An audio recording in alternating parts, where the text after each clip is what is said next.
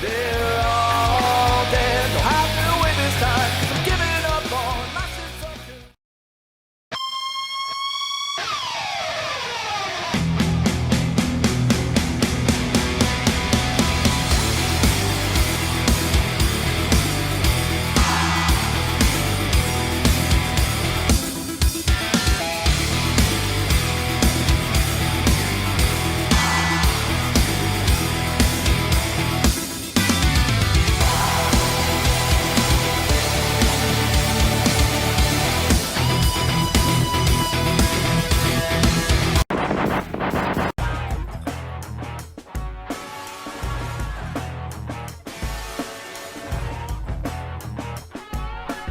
Slam Pigs podcast returns back again. It's good to be back after an almost 3-week hiatus. It's been a while, we've missed so much, but we're going to try to play catch up this week. A little spring cleaning, so to speak, you could say. But it's not Slam Pigs without the man himself, to my right, co-host, the man that started way back in the day, Mike Slam Pig. What's going on, man? How you been?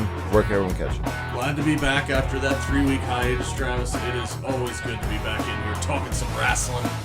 We got a lot to go over, Travis. Not only we've missed 2 WWE champions since our last episode. Yeah. What kind of shit is that? Hot shot in that belt like it's a fucking hot tamale. We've missed barbed wire death matches. We've missed so much, but we're gonna get there. But real quick, where can everyone catch you? You can catch me at Mike the Slam Pig on Twitter. As always, you can check me out on Facebook as well. Travis, where can they catch you and your 300 things?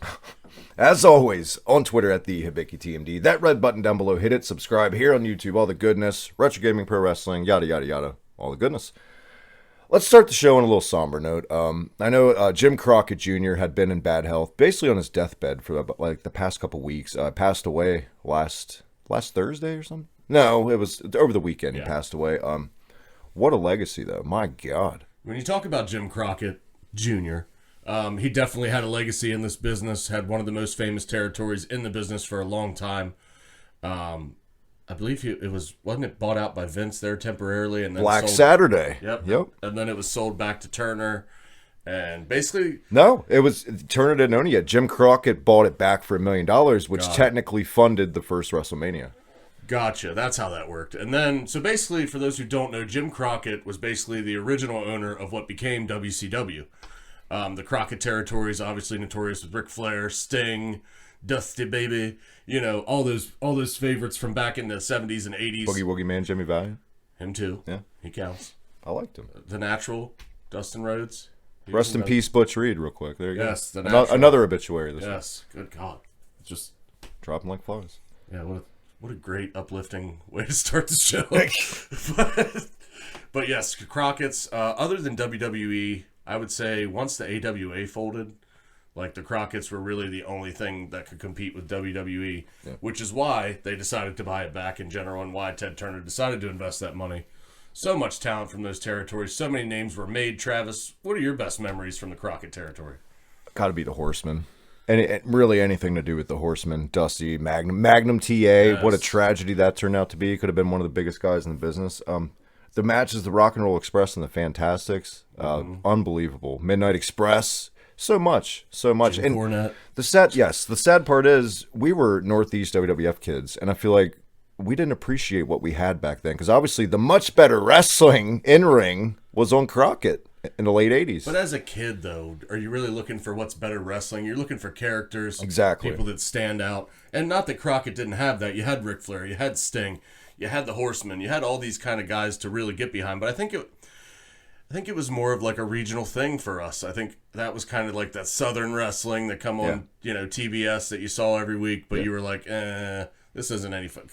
The only problem I had with the Crockett territory, their production value was a lot less than WWE. The little baby studio, with like 10 people. That's where it got me to where I wanted to watch WWE instead, because it was so much more entertaining to watch, not just because of the athletes, but because of the production, the way it was produced on television. Perception is reality. Yes, it just seemed like such a bigger spectacle to watch WWE than to watch the Crockett. And no, we're going to get there in a little bit, but that's kind of what we go through now with WWE and AEW.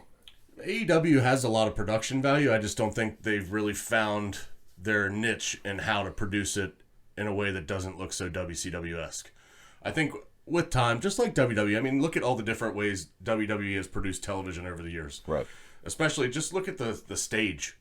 Like with The WWE. Thunderdome, Yeah. the graphics now when the guys Yeah. come out. Lashley's entrance this past week. Yeah. I My mean, God. Remember when they just came out to the little fluorescent lights, you know what Yeah. I mean? Or just a regular curtain. One thing I think AEW, I know we're getting off track. One thing I think AEW does do better are cinematic matches and just like little build-up vignettes to a match. They do that way better. I got to give them credit on that. I do like their storytelling leading up to a match there, but we're going to get into that cinematic match. I know how much you love movie matches. But yeah, Fuck me sick. Jim Crockett Jr., what a legacy. Rest in peace. And it's so funny that Vince McMahon has the whole, he hated Southerners and all that. Him and Jim Crockett were born in the same state, which is the craziest thing of all. That is crazy. A lot of people don't realize that. Vince is from the South, technically. Yeah. He tries his best not to act like it or let anybody know that sometimes, but I don't know that he and Crockett were ever the best of friends, but I don't think they were really the worst of enemies either. I think they were just... No, the Black Saturday thing, for anyone that doesn't know, Vince McMahon bought the airtime, 1984, the summer of 84, Yeah. from Jim Crockett to air World Wrestling Federation on TBS. What happened was the exact opposite. You went from Rock and Roll Express right there, but you went like stuff with like Flair and Dusty, all this incredible, believable in-ring shit. To he started airing Johnny Rodz, King Kong Bundy, and the people revolted and they demanded it so much that it pissed off the cable companies. And he bought it back. Jim Crockett Jr. bought it back. And then Vince. So maybe they weren't friends at all. Well, I say that because Vince McMahon made the quote at the time, "I'm going to make you eat that $1 million." It was cutthroat business, a different time. Well, we see all these open the forbidden doors shit now with New Japan, AEW, Impact. It's totally different back then. Not quite as friendly back then. Vince wanted it all, and he eventually did. Yeah. But still doesn't take away from Jim Crockett's legacy. Rest in peace, Jim Crockett. Indeed. Thank And Butch you. Reed, for what it's worth. And Butch Reed, who I believe was in the Crockett territories for a little while. Yes. Hacksaw Butch Reed. That's right. Yeah. So, I mean, plus he was in Mid-South. Doom. And Doom. In Yep. WCW. So a lot of history there between the two intertwining there. I like that tag team. With him. Woman. Yeah. Yeah. It was good stuff. I liked it. But, Travis, let's get on to some maybe a little more uplifting stuff Well, here. coming out today, actually about 2 hours ago on Twitter, WWE.com said they're going to bring back the Hall of Fame this year. Of course, we didn't get it last year because of the pandemic. Not only are we getting this new class, but they're going to do the reinductions of the class from last year. So you guys got like Jushin Liger, the NWO, Batista, all those guys are getting their proper due. Because I was bummed out, but Yeah. Liger didn't get inducted because that's the one I was hyped for. Molly Holly, the first one inducted today. Now, people think she deserves it or not. I'll tell you flat out, I think she deserves it. I think she was a trailblazer for that division. She was one of the few bright spots in those dreadful years of bra and panties matches. You remember at WrestleMania 20, the hair versus hair match, her and Victoria, which Yep. Molly Holly lost. I come to find out after listening to so many interviews and stuff, Molly Holly, this is how different it was back then. She had to go to management and beg and plead her case. Please, I'll even have my head shaved on pay-per-view to get us featured, the women's title on WrestleMania, because they weren't going to feature it. Imagine that today. I mean, you got the women main eventing WrestleMania now. And to have to go to that lengths to even be featured.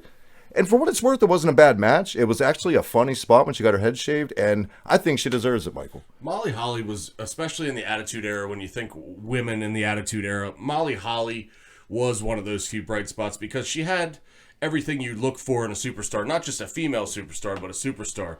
She could work. She was very underrated in the ring. I think she could work with just about anybody. She had charisma. She could sell a gimmick. She could be quirky. She could be serious. Yeah.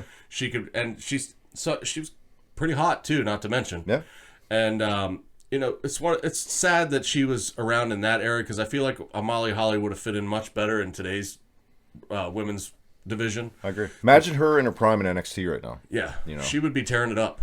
And I feel like someone like Molly Holly in their prime, if someone like AEW in their pathetic division could use her. Impact has a good division for Yeah. what it's worth, but I think she would put it over the top. Plus, not to mention, anybody who's ever met Molly Holly says that she's one of the nicest people they've ever met in their life. Pure class and doesn't hurt your case. will give you the shirt off her back if she could. Yeah. So, congrats to Molly Holly, first inductee, class of 2021 WWE Hall of Fame. And since to bring it back 2020, that also means your boy JBL gets his proper due going in. Right. Your man. The lights are going to be on bright. Yeah. All right. So it's good to see the Hall of Fame coming back. It's nice to see some normalcy coming back. We're also getting 2 nights of TakeOver for Mania this year. That's right. That's going to be 4 straight nights of wrestling. It's a lot. Thursday, Friday, Saturday, and Sunday. Not to mention what's going on in the other companies. Obviously, AEW is going to have something scheduled around that time. I know they're going to do, I think New Japan just came out and said that they're doing 2 separate stadium shows around that time. They're doing one in the Tokyo Dome and the other was in another baseball stadium in Japan that they're doing a 2-night thing in 2 separate stadiums. So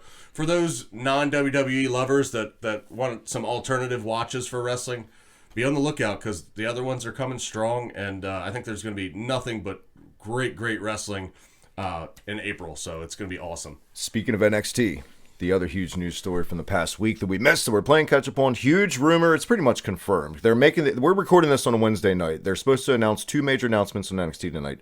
Highly likely that NXT is moving to Tuesdays. Now, before all you AEW marks come out and try and take credit for this, AEW has nothing to do with it. This was NBC Sports, the USA deal, the NHL, NASCAR is moving to USA. I think NASCAR too, but there's going to be a lot of sports flipping around here. The NFL is expected to do a new TV deal as well. But yes, there's going to be some things coming over to the USA Network, NBC Universal, whatever you want to call it. So that's why they're moving NXT from Wednesday to, I believe, Tuesday now. Yes, it's going to be on Tuesday. So I actually like it better on a Tuesday than a Wednesday anyway. I do too. I like that right after Raw because you get so let down by Raw anymore. The very next night you'll get NXT to lift you back up a little bit. I also think it's been criminal, like the amount of talent that's in NXT, and of course AEW is a newer company, so they're going to have more buzz out of the gate. Flat out, just pretty much crushing them in the ratings. I would love to see NXT have a longer show each week too. It's 2 hours right now. I know, but if you're going to give one of your wrestling shows 3 hours, I would give it to NXT because they have so much talent down there, and I feel like they're kind of hamstrung sometimes with the way that they kind of build feuds there. They're shackled with time. I don't feel like they have enough time to really get everything in, as opposed to Raw, which has way too much time and way little talent. It seems like, but it doesn't. We'll get to that later, Travis, but. That's one of those shows where people say, oh, no, wrestling doesn't need to be any longer than 2 hours. I would love to see longer than 2 hours of NXT every week. Well, now people are also going to throw WWE on the coals right now for, oh, no, you're just going to make Impact fucking suffer now. But let's be honest. Impact has been drawing 100,000 viewers. Yeah. I mean, Impact is what it is. Oh, you're just going to go against fucking AEW Dark. It's on YouTube. It's not even on television. I've literally seen people tweet this. Yep. I mean... I think it's a good move. I don't think it's going to affect that at all, to be honest. The people that watch Impact are still going to watch Impact. The 100,000 or whatever it is that watches it.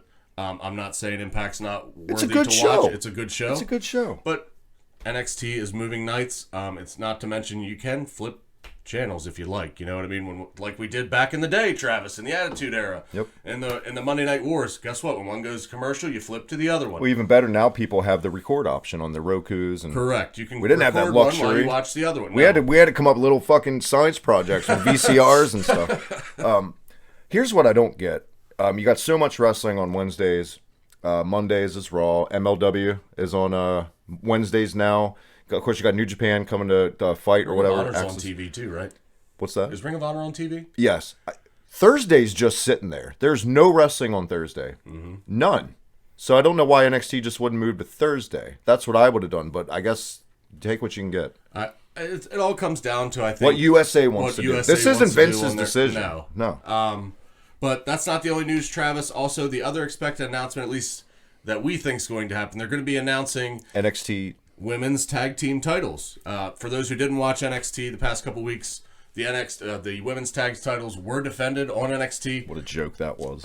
You had the tag champs defending against Raquel Gonzalez and her Dakota Kai. Yeah, well, whatever you want to call her. Her little buddy. But actually, Dakota Kai is one of my favorites. I feel like I can tell in your tone the way you pitched it in this topic. We're going to disagree on this. I think this is overkill. I think this is unneeded because the WWE Women's Tag Team titles can be defended on any fucking brand you want. Any brand. What's the point of this? Well, the point of this that I see is because the tag team division and the women's division in NXT is so much deeper than what they have on the main roster that these titles will actually get used and actually put to the forefront of a storyline as opposed to how they do it now where they just put two people together and call them a tag team and give them the belts. Because how many tag teams are in the main roster Not as many. far as the women's division? And I agree with that, but if you're going to do that, then why not just have Gonzalez and Kai win those, and then they stay on NXT for a while? It adds prestige to NXT with main roster titles like that. I just feel like these are unneeded. But I guess we got to have belts in Kmart and Walmart to sell, pal. Well, and toys. And on the bright side, it's going to help more talent get over. More talent's going to get on TV because of these belts.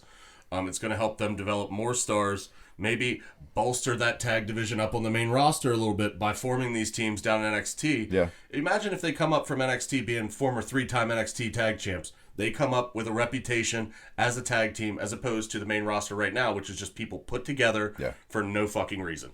So I think this is a good chance for them to bolster the tag team division, which is obviously lacking on WWE's main roster with the women's division. They've made these titles without there really being that many teams. So this is their kind of opportunity to factory build these teams and give them a reputation, and more people are going to get opportunities not only on NXT but maybe down the line on the main roster. So we'll see what happens if that even is the announcement tonight, which I'm pretty sure it's going to be. Yeah, after the way they finished that. For those who didn't see it, the referee got knocked out in the match, and then Mr. I'm not the general manager, but I am the general manager from Raw. Adam Pearce comes down with a Raw referee to make the count on what was not his match to count. Yeah. I'm over it. I'm over Baszler and Jax. We'll get there later. Pissed off Regal. You don't piss off Regal. Never piss off Regal. Don't do it. Ask Goldberg. Man, we've knocked out all these topics 15 minutes so far. I'm proud of us. Let's get into the big one. 2 big ones. 3 big ones, technically. Let's knock out the first one. Paul White. AEW. Thoughts? No longer the Big Show. No more BS, as his shirt says in AEW, which Travis is a big fan of that shirt. Just ask him. Yes, after 20 years? 22 years. 22 years in WWE. A guy that you really expected to be a lifer in that company. Yep. Has jumped ship. I was shocked. Was not happy with the deal that was offered to him in WWE, so he just abruptly got up and decided to go to the competition. Well, I don't know if it's really, they consider it competition, but a lot of people consider it the competition. He's now a commentator for them, and they say that he's going to be doing some in-ring stuff. It's in his contract, a couple in-rings a year. I think he just heard that Shaq was over there, and he still wants that match from 10 years ago that nobody wanted to see. So, by the way, that Shaq match was better than it had any right to be. My only gripe with that match, do you see the powerbomb Shaq gave Cody? No. He gave him a good-looking powerbomb. I just saw the table spot there. He gave him a good-looking powerbomb. My problem is Cody Rhodes should fucking know better. He popped up within 30 seconds, didn't sell it, started hitting Shaq, and it was awful. Well, the guy's already 3 times your size. How hard is it to sell that? Yeah. That's what I don't understand. This is my problem with a lot of that indie-style wrestling. They just want to do spot, spot, spot, spot, Yep. spot. No selling, no storytelling. This is my problem with AEW and Impact sometimes, and Ring of Honor. All modern wrestling. WWE and NXT are guilty of it. Ring of Honor, I think, is one of the first companies that I noticed that started doing that. That in New Japan with their strong style. It's just like one spot after another. I'm going to kick you in the face. Oh, it bled over to this. All these fucking marks who grew up loving New Japan, they're now in the business. Kenny Omega, the Young Bucks, guys like that. Now they think that's how wrestling's supposed to be done. I just saw a guy get hit in the fucking head last week with an exploding barbed wire bat and kicked out at 2, and then a one-winged angel on a chair beat him. That's where we're at in wrestling. Should that be the opposite? Kinda. Yeah. Paul White, though, like I said on the Hippie High Spots episode, cheap plug, went solo. I don't think it's a needle mover, but I do think it's a good addition for, obviously, the experience in a backstage role. Please don't put a belt on him. I don't think they're going to put a belt on him. You need to use him as a special attraction if you're going to use him. Sparingly. Cherry pick it. Yes, put him in a tag match. Put him in a battle royal or whatever you want to do with him. You know what I mean? But you can't just use him as a weekly talent. He's obviously not there anymore. As anyone who saw his last few matches in WWE, not that he was awful, but he's definitely lost a step. Yeah. It was like watching a man in slow motion. Now, not to say he's not in great shape. He's in maybe the best shape of his career. He really transformed his body, and I think he really helped Braun Strowman out when Strowman was first starting to get over. Mm-hmm. But Big Show is not a marquee talent that I would have inside the ring on a weekly basis. He wasn't even marquee in the Attitude Era, let's be honest. He wasn't. He was a great guy to have in there, to go up against a Taker and Austin. Don't get me wrong, former multiple-time champion. Right. Had great feuds with the likes of Brock Lesnar. Boss man. I liked his feud with Mark Henry. I love that. When they broke the ring, Hall of Fame gimmick. I liked the last thing he did with Braun Strowman. I mean, he's had countless feuds with Austin and you name them. The Rock, he's had a feud with all of them. And he put them all over. And he has a big legacy in WWE. This is going to be my problem with that. Yeah. How is he going to be able to kind of get out of that and start something different here in a different company? Let's go to the other one. Talk about not putting a title on the Big Show. Let's go to the other signing, AEW last week. Christian Cage. The instant classic, like the little C's thing is back. Okay. I'll let you go, but He's the announcer. I think the only person that should ever announce him is Christian Cage. Should be the guy. What? By the way, what the fuck has happened to Justin Roberts? Like, he was pretty good in WWE. He is so intolerable now. You see why Vince got rid of him? Jesus Christ. I might rant a little bit on this. I am so sick and fucking tired of these douchebags on Twitter tweeting out stuff like, the fans should blame themselves if they're disappointed in this Christian signing. The fans should have set their expectations at a more reasonable level. The fans. Bullshit! Bullshit! You do not double down on radio interviews Tony Khan did. You don't come out and have Paul White say, massive... Christian is Hall of Fame worthy, but there's levels to the Hall of Fame. Coco Beware's in the Hall of Fame. You don't build this shit up and get people talking the way they did unless that signing wasn't a guy like Punk or fucking Lesnar or somebody like that. A game changer. I told you that was what was going to happen. A paradigm shift, since they love to say that. I told you You that called was it. gonna happen. I figured it was going to happen. But man, It was either going to be Christian or Kurt Angle, one of the two. My problem is, when it came out, yay, it was good to see him and all this. Imagine if they didn't say shit, just like with Paul White on social media. Imagine if Paul White... Imagine people would be split right now focusing on that wet fart, exploding barbed wire, shitty explosions, one of the worst endings to a pay-per-view I've ever seen. But then they have the parachute of, Christian came out to his shocking debut. You know what I mean? Should have did it like they did with Moxley. You know what I mean? It's not the fans. These are wrestling fans. When the fuck do wrestling fans manage their expectations? Know what you're working with. Don't blame the fans. Well, and my biggest problem with this is it totally takes away from the great feel-good moment he just had. Yeah. Coming back to the ring in WWE, making that return, cleared to wrestle. Now all of that's never going to be talked about until he's out of AEW. So basically, a big feel-good story for him is now just going to be erased from WWE history until he decides to come back. And we could have got Edge and Christian versus the Usos in the build to WrestleMania. We're missing out on a lot of good matches that could have happened there, but... Wait, sorry, real quick. Oh, go ahead. I'm almost... Like with Paul White, Christian isn't a needle mover. Christian isn't a paradigm shift guy. He's not. He's a great fucking wrestler. He's a great hand, great experience, great guy. You know what I mean? He does deserve to be in the Hall of Fame, like I say, but I don't... Maybe you could put the world title on him to add some more lineage to that belt. I could see it happening at least once. I don't hate that idea. But don't act like you just signed Steve Austin. You know what I mean? If you're going to bring in Farouk. All those AEW fans were so excited. They could have swore it was going to be CM Punk or somebody. And they got Christian. Hell, they got me, man. I mean, Tony Khan, did you see that radio interview he went on with Mark Henry as a guest? That's his job, though. He's supposed to... This is one of my favorite wrestlers of all time. Immediately, people started thinking Angle. Thank God it wasn't Angle, because Kurt Angle is a shell of what he used to be. We were there for his last match. Came stand up straight. Kurt, I love Kurt, though. He teases on Twitter. He put out little gifs of him getting ready. Yeah. I love when wrestlers do that shit. It wasn't Kurt Angle. AEW is still missing that fucking guy. My problem with Christian being their big signing... I think fans that have watched wrestling long enough and know enough about the business as far as talent and who's over and who's really a main event talent knows that there's tiers to what you call main event talent. Yes. Like, this is going to hurt a lot of people's feelings, but I'm going to say it. Do it. Chris Jericho is not a top tier main event talent. Thank you. He never was. And I love Chris Jericho. I would put Chris Jericho on the second tier maybe with guys like... Angle? Is that fair? Angle was never a face of a company. I would put him on a tier with guys like Angle, Edge, those secondary main eventer guys that kind of like, you know, JBL maybe third tier there, third or fourth tier. Kane maybe in his prime. Kane would be great as far as a second tier main event talent. Big Show, you know what I mean? Those guys fall to that second tier. You can only have so many guys on that top tier. Jake Roberts is an excellent example of that. Mr. Perfect. You know what I mean? Yeah. Second tier main event level talent. Now, top level talent I'm talking about on that first tier, The Rock, Stone Cold, Hogan, Bret. Shawn Michaels, Ric Flair. You know what I mean? And a lot of people will put Bret maybe down on that second tier. I mean, I don't know how Bret, I feel about it. And the way I feel about Bret is it kind of depends what you grew up with. And it's subjective with Bret. Because, let's be honest, Bret never did gangbusters business for the company. Now, in Germany and Europe, he did. Correct. But I would put Bret in that top tier. I also think he was kind of penalized for the era in which he took over. Right. That was a bad era of wrestling. Oh, yeah. So, but back to my point, there's tiers to this. So when you get everybody excited about this massive, massive signing, they're looking at those top tier guys. Thank you. Did they get Brock Lesnar? Did they get CM Punk?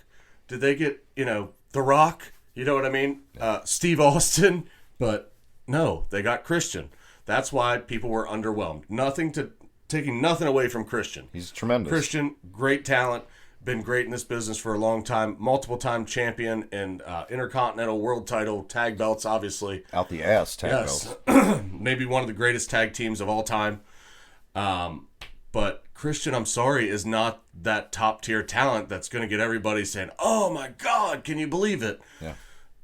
Yeah, I'm just sorry. I'm sorry for the AEW fans because, you know, they got themselves all worked up in a frenzy because Uncle Tony told them there was going to be a big present. Going to be a big present under their little AEW Christmas tree. By the way, is it just me or is Tony Khan? Instead, they got a new fucking turtleneck. Tony Khan looks like Rick Moranis on like a 3-day binger. Yeah, kind of. He's been up for like a week. Just film, honey, I blew up the baby.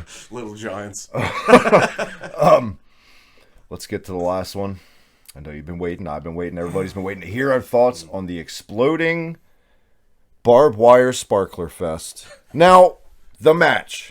The effects in the match. Such a good match. Not bad. I hated the barbed wire bat to the head. I think the finish should have been flipped. I hated the Good Brothers interference. That kind of negates the whole point of a barbed wire match. But the best storytelling of the night was totally canceled out by the fucking sparklers. We don't even need to tell you guys. Everyone's seen it. We don't need to explain what happened, but I feel awful for Eddie Kingston.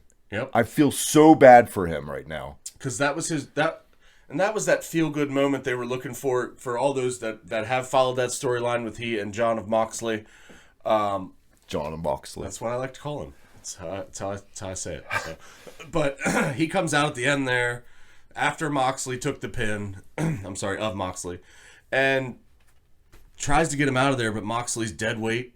Can't get him out of there. So even with all their history, he decides to put himself on top of the guy and cover him up and kind of throw himself out to sacrifice there for this big giant explosion we're supposed to have, and then I guess Gilberg's debut happened. Here's another thing. I'm kind of going to steal this from Cornette's review of this, but he's right. I didn't even think about this. Moxley's hands were handcuffed. It's not like they cuffed his legs. Yeah. So he could have just rolled out of the fucking ring, or why didn't Eddie Kingston just roll him out? Well, they sold it like he was such dead weight that he couldn't move him. Right. So there just wasn't enough time. So he decided the only thing he could do was to just jump on top there and try and cover him up the best he could as the best friend forever. Now, this has been fucking the backlash on this from the fans.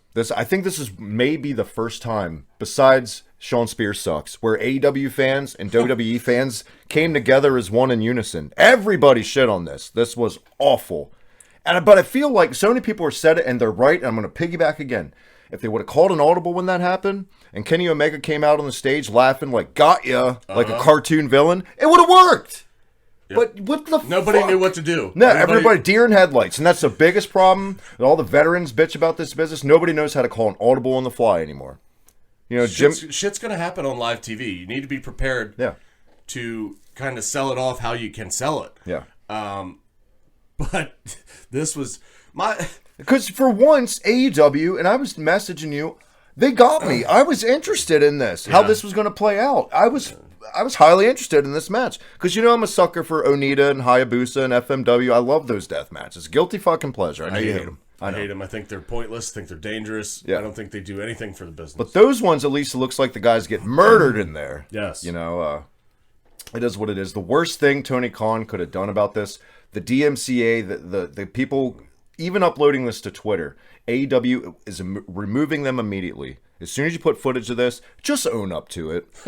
And, you know, I kind of like that Tony Khan, on like that radio interview he did, he's making the best out of this chicken shit and a chicken salad. Like, he's trying to sell it kayfabe. You know what I mean? With like the heel build a shitty barbed wire thing. Yeah, he's blaming it on Omega at not building it properly. Yeah. But my problem with this is the hardcore AEW fans are so butthurt now that the shoe's on the other foot, where something shitty happened on their product, and the WWE people are coming at them like, look at that shit. Remember what you got to say about that? And they're getting so butthurt. Why do you guys have to hate on AEW so much? Why can't we all just love wrestling? Why can't we love an alternative? Jesus Christ. Like, seriously, go wipe your butt, okay, and get over it, okay? If you can dish it out, you better be able to take it. Your product had a shitty finish. I'm sorry. It was really, really bad. You know what? That's okay because it happens. It does. It's pro wrestling. Correct. But don't be all butthurt because somebody called you out for your Marxism that you have. Yeah.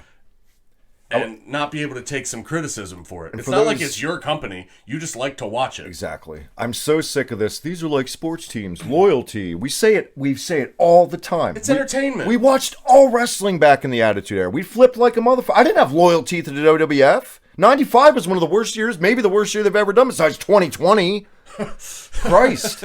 These aren't fucking sports teams. Stop it. The reasons that your ratings can't hit 1 million is because you fucking dork diehard AEW fans, stray people like me and Mike who want to kind of peek in, but you make it so hard because you're such fucking dorks. You have to pick. You can't watch both. And I don't feel like we're alone in that sentiment. I think the fans of AEW, those diehard douchebags, are the reason a lot of people are just soured. And that sucks for the talent. It really does. For guys that go out there, I love Hangman Page, I love Pac, I love Eddie Kingston. There's some great guys in that company, but... The other guy, Matt Jackson. No. Well, I don't know why I can't think of MJF? Yes, Yeah. MJF. There you go. He's probably one of my favorite things in AEW. It's the best heel we've seen in the last 10 years. I would love to see him in WWE, but then again, I'm kind of glad we haven't because I don't know what they would do with him. You know why he's the best heel in the last 10 years? Because he lives the gimmick. Correct. He's not out fucking Alexa Blissing it on Twitter. Oh, I just got this tattoo of my pop stinger boyfriend. While on TV, you're possessed by fucking Satan. Can I get some kayfabe? Yep. Jesus. We didn't get to mention the debut of our hometown boy in NXT either. Congratulations. I'm not going to say his real name. Yep. Eli Drake, now LA Knight. I don't like that name. It reminds me of the sneakers back in the day. They where your did shoes it, light they up. did it so he could still have his little catchphrase Right, thing right. with the syllables. But Apparently, my girlfriend went to high school with him, was on the same he's track from team. our hometown. She's got pictures of them on the cross-country meet. And I never knew this. You knew this. How did this never come up? That he was from our hometown. Not going to say where it's at. I think because we didn't talk about TNA that much. Or in NWA, yeah. And NWA. Like We weren't even doing the show. I yet. hadn't even followed him into NWA. Yeah. I know he had that big run in TNA. Really, really entertaining. But super happy to see a guy from our hometown, a big name like that from the indie scene, finally get his chance. Well, I mean, I believe if I'm correct, he did have a developmental deal a while back, and it didn't go well.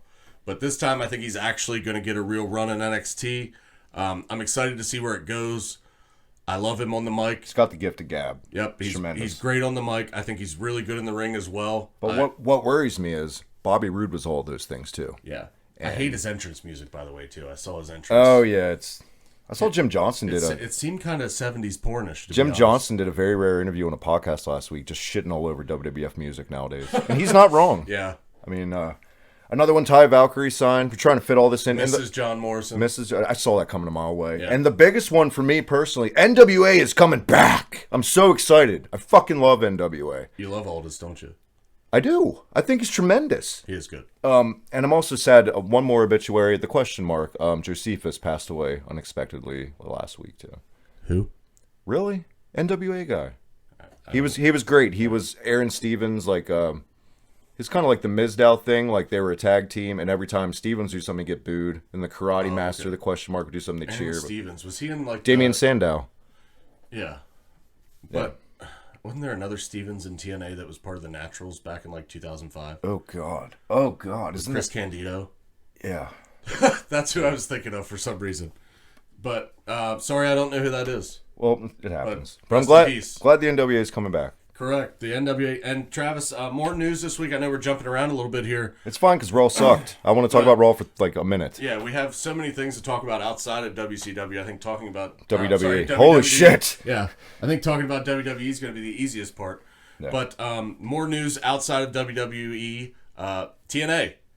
They're gonna be putting their belts up together. Basically, you're gonna have Rich. What do they call him? Rich Swann. Yeah. What's his nickname in TNA? Is it like Rich Thug Swan or something? I don't know. I forget what they call him. But Rich Swan. Happy Rich Swann because he's the champ. I don't know. Rich Swann is going to be defending his Impact Championship against... Well, aren't him and Moose going to have a unification Yes, first, then yes. Omega? Yeah. That's what I'm getting at. Yeah, Moose against Juice. Moose Juice. Against Moose Juice for his TNA Heavyweight Championship. Title for title. They will be joining up just like they did in New Japan this past week, Travis, which a lot of fans are not real happy about that. But We'll leave that to where it is. I hate that because they're resetting the lineage of the IWGP title. God damn, all this news just I keeps know. coming. That's what happens when we miss 3 weeks. New Japan is going to unify the Intercontinental and IWGP belt. Easy for me to say. Actually already happened. It already happened. There you go. And they're starting a brand new. retained. This is like a 40-year lineage. They're resetting it. Imagine WWE title doing that. Yeah. That would be awful. But back to TNA, they're Back doing to their TNA. title unification. Not only is that a unification, but they announced the winner of that will go against who, Travis? Mr. Omega to unify the AEW. No, it's not to unify, but it's title for title. Yeah. Mr. I want all the belts. And look, I've also realized actually last night that there's just as diehard dorky Impact fans as there are AEW fans. I don't know the ins and outs of this shit. You don't remember back a few years ago when we had that encounter on Twitter with that diehard Bobby Lashley fan? Oh my god. TNA. I thought about that forever. I don't know the ins and outs of this shit. So I saw this news and I just tweeted on one of my buddies on Twitter's things. Is Khan buying AEW? Like, you know what I mean? I don't know. And buying TNA, you mean? Oh, excuse me. Yes, we're great this week. Is Khan gonna buy Impact? And some random Impact fan started it out. No! Exclamation! No! Yeah. Blah blah blah blah blah. Upset. Sorry, I was just asking. Yeah, it was just a question. Shit. You're gonna have to get so upset.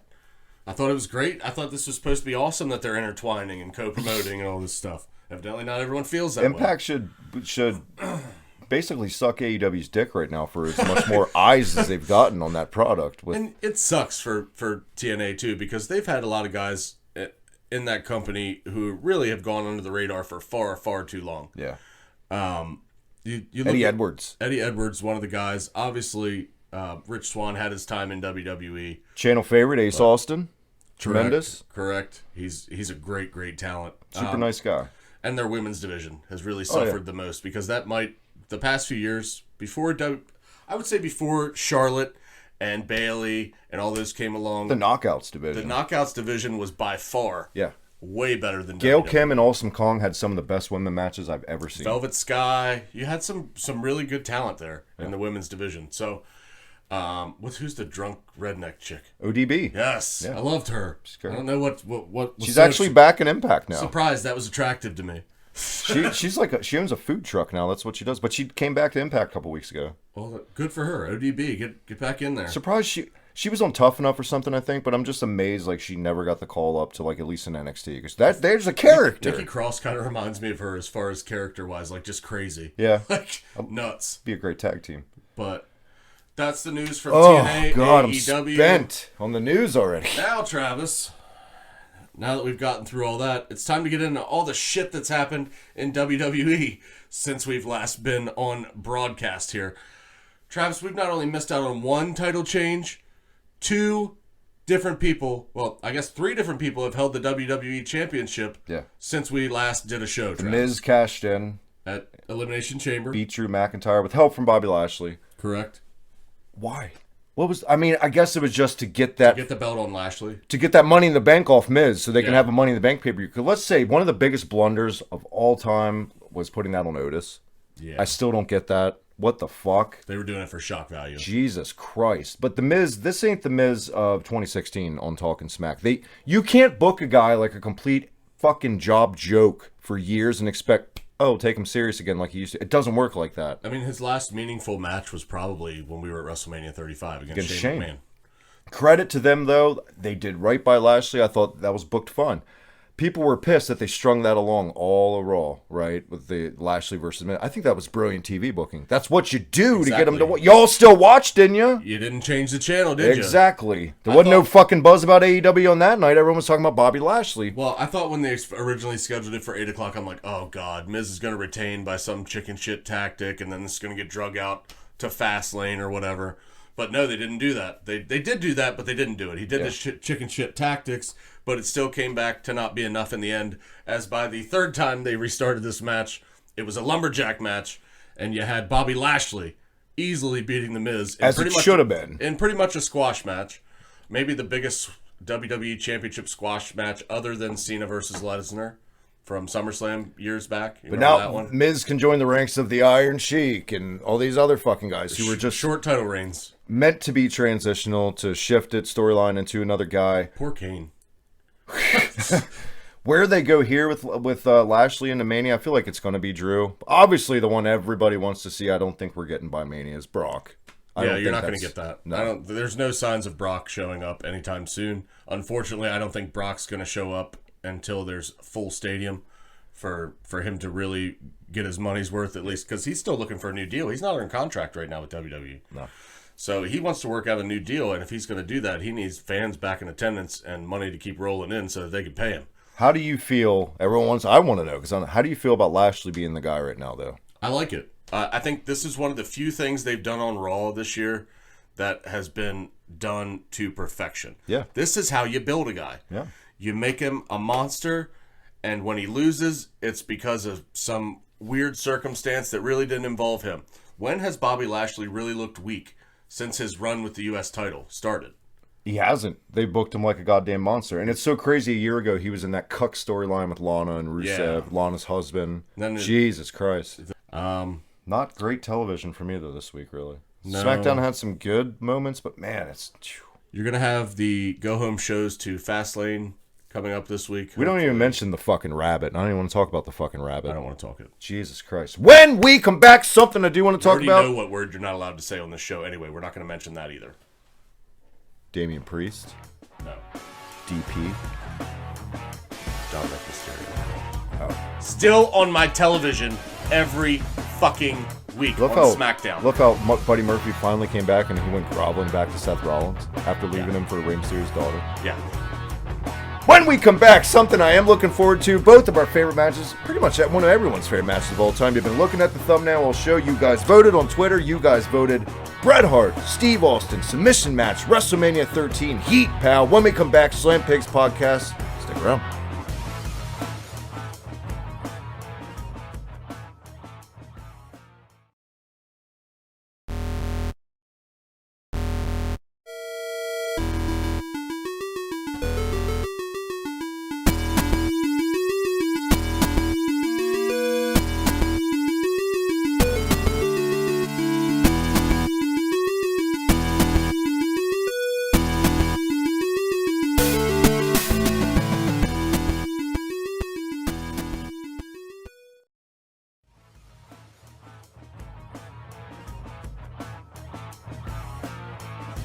We're back here on Slam Pigs podcast. Travis, the time has come.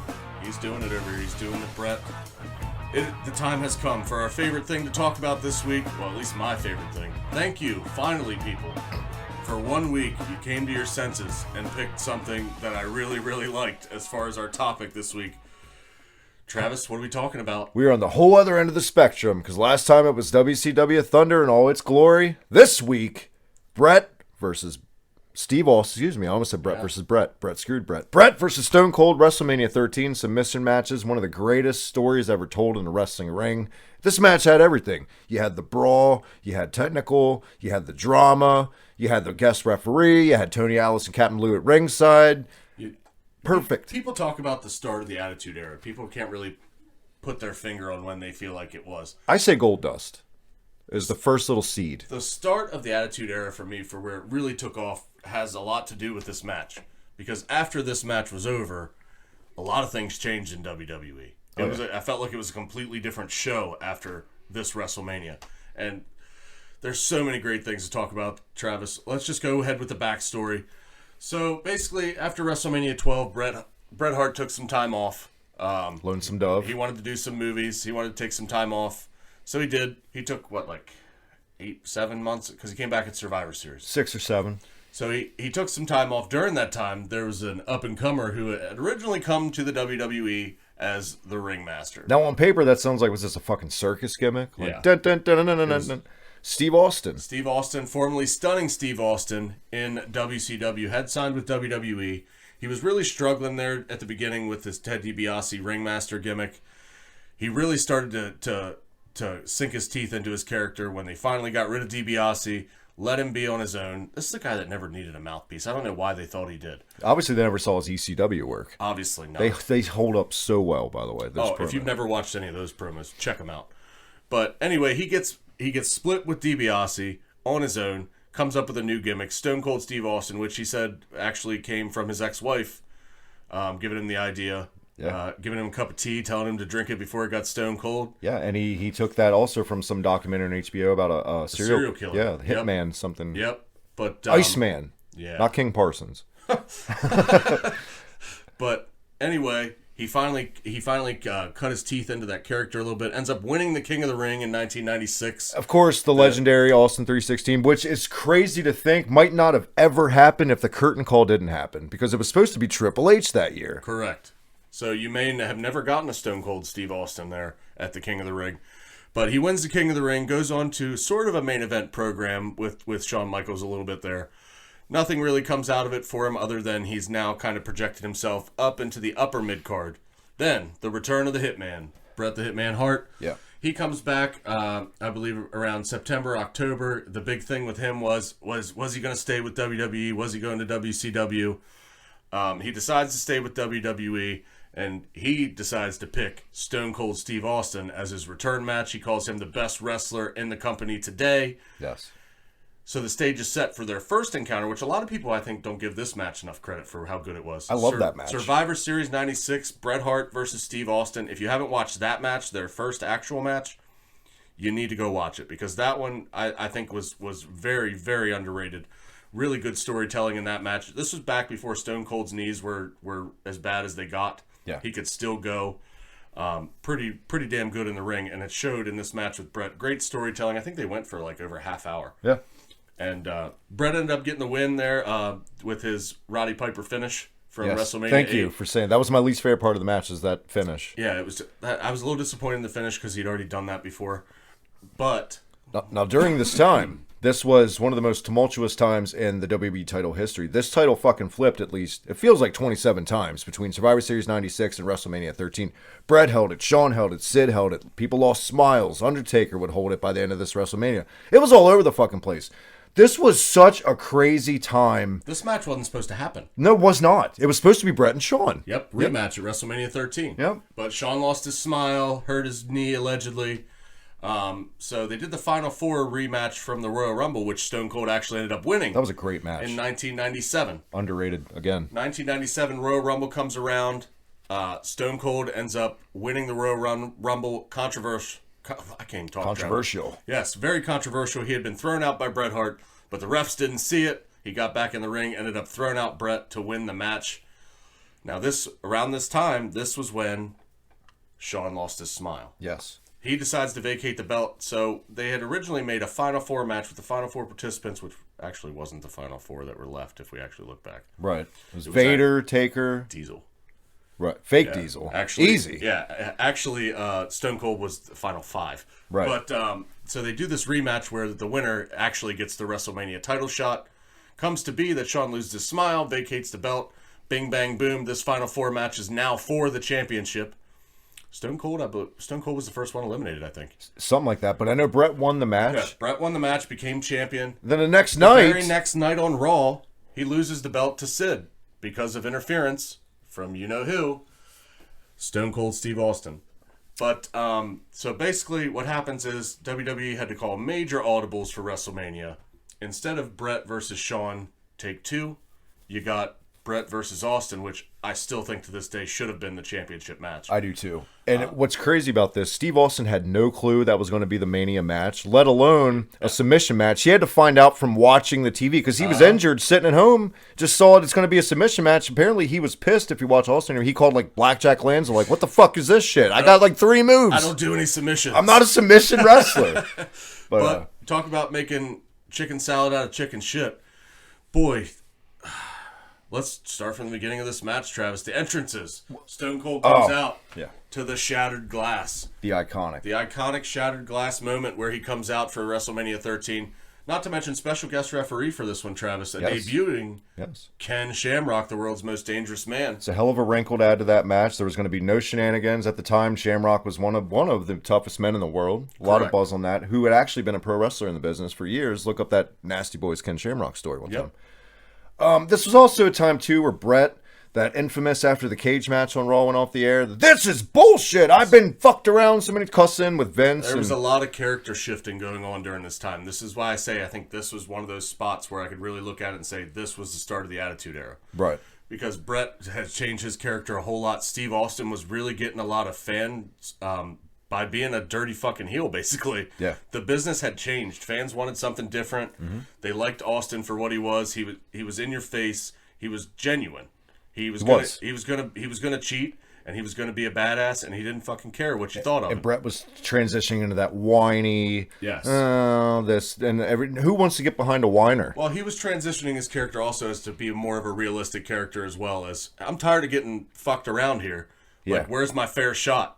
I've been around here forever. I think I deserve a little bit better than what I'm getting. I think it comes down to what's lacking, drastically lacking in modern wrestling, all promotions. Talk about the Steve Austin entrance. Swagger. The way he carries himself. He carries himself like he's the baddest motherfucker in the world. He always did that. And Always. And, you know, just as good was Bret's entrance after this, because he walks right over the glass. Yeah. With that same business-type look on his face. You could see it in Bret's eyes of this match. Bret was geared up for this. He wanted to show Vince that this should have been the main event. Yeah. This should have been for the belt, and he should be the guy instead of Shawn. And look, I'm not trying to say, like, people can't do what they want. I'm all about if the guys, well, they can't now, but like their Twitch channels and on their Twitter all day, the workers now. This was a time when the guys fully focused on wrestling and their character and storytelling, and that's another problem. These fucking Randy Orton and Soulja Boy and all these guys on Twitter last week. If these wrestlers spend as much time honing their craft, their promo skills, I put the tweet out, then we'd have 2 rosters full of Eddie Kingstons. We'd have so much more honed, tightly screwed wrestlers. And this was a cutthroat era in wrestling. If you wanted a spot back then in the late 90s, Earn that shit. You had to work for it, and you had to earn it. Unless you're Lex Luger. And yeah, or some people. Couple guys. But this match epitomized what I loved about wrestling at the time. 2 guys coming in, they're just trying to kick the shit out of each other just to show who's better. It's like I see now the Young Bucks and MJF, the Young Bucks versus MJF and Jericho from Revolution. You had building up to this, those guys attacking the Young Bucks' dad, all this stuff. And we see a promo, the go-home show into Revolution, the Young Bucks just cutting a casual promo. If you attacked my father, you know what I mean? I'm just, fuck a promo, I'm going to jump you. And that's exactly what happened. There wasn't a tie-up to start this match. There wasn't feeling each other out. It started as a goddamn brawl. What it should have been, into the crowd, just a fight. And it's such a lost fucking art. What might be the best part of this match is I don't think Bret's music had even cut off yet. Yeah, the tackle down. And Stone Cold just come running right at him. And it was off from there. And don't get me wrong, one of the things I hate most about Attitude Era WF title matches, every match became paint by numbers. They're going to brawl into the crowd for half the match. Yeah. I started to hate that. But this was just done so well because it balanced. It was balanced. Submission match, this was not your typical submission match. This was a totally different match from what they did at Survivor Series as well. Yes. Survivor Series was more of a mat-based kind of submission-style match, whereas this actual submission match was more of a brawl, beat it, knockdown, drag out. Basically, we're going to bend the rules, both of us, to get our advantage. And it's a grudge match. And we're going to tell the story that we both just want to kick the ever-loving shit out of each other. This was a low-key street fight that just happened to say submission match on it. Pretty much. It was an I Quit match. Basically, who could take more than the other guy. Yes. And there were so many good spots in this match, Travis, from your favorite outside, Captain Lou, and Tony Atlas sitting there right in the thick of things. They had a really good spot with the monitor. The bell. And the bell. The steel chair. Yep, beat the shit out of Bret with that chair. Bret, I believe Bret did his figure 4 around the post. I love that move. And, there was a lot of hard-hitting shit in this match. And it comes down to the end. Bret finally gets Austin in that sharpshooter, but the son of a bitch won't quit. Blood. And by the way, they got fined for this. Yes. Nobody was supposed to blade.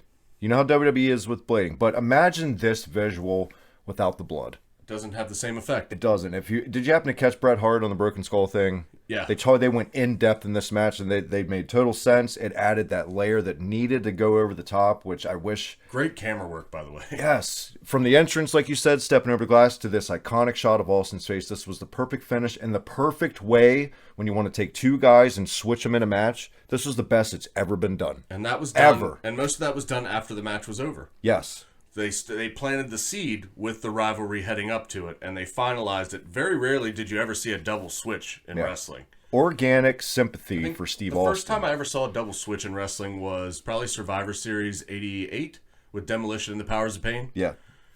But Jake Roberts and Honky Tonk Man comes to mind, but that wasn't executed in match. That was on like the Snake Pit. Yeah, but this one was totally different. Because me, at the time, I'm still diehard Bret fan to this day. And I was definitely rooting for Bret in this match. I was on his side. I thought he'd done everything right. I didn't like this Stone Cold guy coming in here just cheating and taking away what Bret had earned. But you couldn't deny, as much as you love Bret, there wasn't a part of you as a kid that didn't want to beat Steve Austin because of how badass he was. Oh, yeah. And that's why it worked. But that's what made this story so great is everybody was invested in it. They told the story great. Mm-hmm. And at the end of the match here, Stone Cold never quits, but he passes out. Perfect ending to the match as well. Yep. Doesn't hurt Stone Cold at all. Doesn't hurt Bret at all. Bret still gets the win. It enhances Bret's heel shithead character. Correct. By leaving him in it. Then after the bell rang, he won. He would not release it. Finally, Ken Shamrock steps in. Pulls him off. By the way, Ken Shamrock stayed neutral this whole match. Yeah. know? He really wasn't as big of a factor as I thought he might be in this match. Not until it really mattered. Until the end. He did his job. Yeah. He didn't distract from what was going on in the ring and the great story that was being told. He was just there to be a referee. And that unbelievable, that wrestling hip belly-to-belly thing he did to that. Bret to get him off, that looked like a shoot. It did.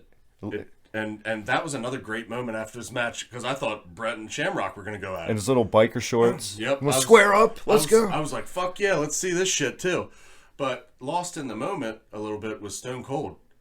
The one I think who really won the most on this night was the guy who lost the match. Undoubtedly. Now, Bret won too because this would segue into the great America versus Canada angle. Hart One of Foundation. my favorite stables and angles of all time. It Hart was Foundation. so beautifully done. But yeah, there's so many things branched off of this one match. You know, If you have never seen this match, I don't know you obviously because we wouldn't be friends if you've never seen this match. This is in required criteria, in my opinion, if I'm running a wrestling school to show my students. Hands down. For anyone who's never seen a professional wrestling match, this would probably be one of my top picks for you to watch as your first one to watch. I'd put this over Savage and Steamboat. Yeah, I like this one way more. I'd put this way over Shawn and Taker from Mania 25. That one's tough. But I think this one has aged so well over the years. I mean, this was 25 years ago.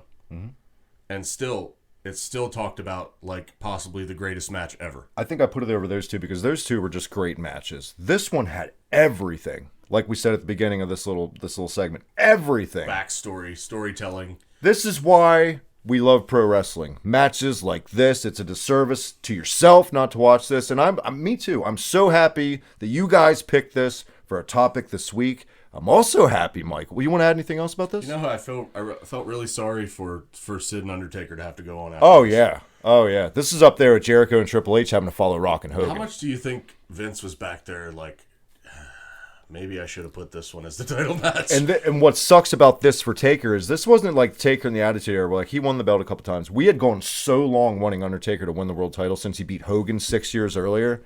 And finally, he was getting his moment and all that shit. And overshadowed. I mean, it got over.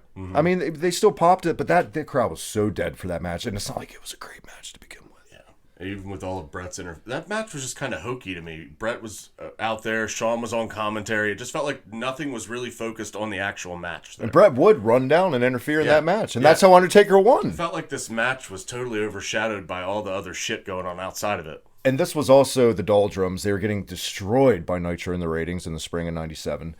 I don't like Mania 13. I think it's a terrible WrestleMania. This is literally the only thing on this WrestleMania that I like. And this is the only thing that saved it from not being considered one of the worst of all time. Unless you love Rocky Maivia versus the Sultan. Oh, with his dad. With his dad. Have you watched Young Rock yet? You watched any of that? Yes. I haven't. Is it good? Nah, it's okay. All right.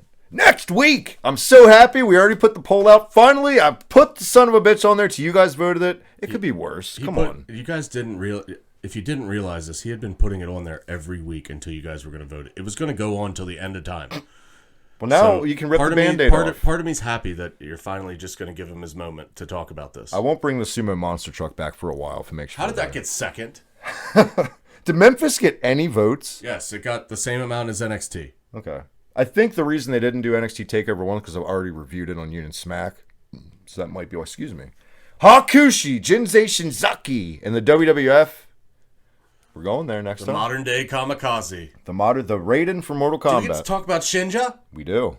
We get to go right. down the whole memory lane on it. All right. That's next week. I'm excited about Shinja. I'm excited how well this episode turned out this week, Michael. Good to have you back. All our spring cleaning is caught up with your little baby high five. Thank you for that. One more time before we get out of here, where can everyone catch you? Always check me out at Mike the Slam Pig on Twitter and check me out on Facebook at Mike Learn. But Travis, tell them about those 3 other things that you do.